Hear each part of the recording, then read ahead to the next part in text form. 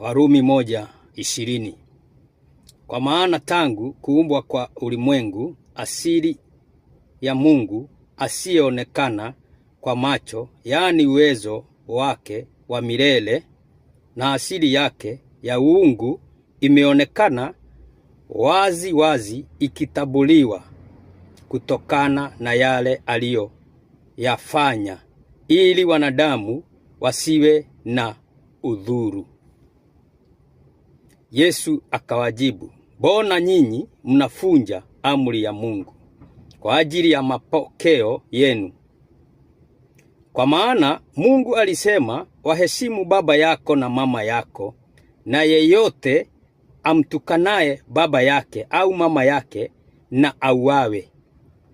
Lakini nyinyi mwafundisha kwamba mtu akimwambia baba yake au mama yake, kile ambacho ningeweza kukusaidia kimewekwa wakfu kwa Mungu, basi hana tena sababu ya kumheshimu baba yake nacho.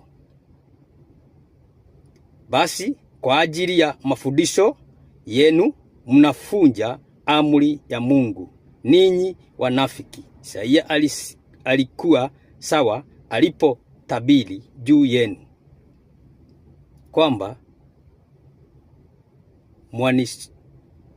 mwanisema na midomo, lakini kwa matendo hampo.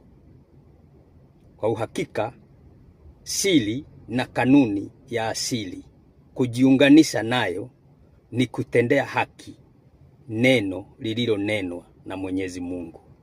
Yaani ukitaka kujiunganisha na kanuni ya asili, law and principles of nature, jiunganishe na neno Mungu alilolinena. Waheshimu baba yako na mama yako.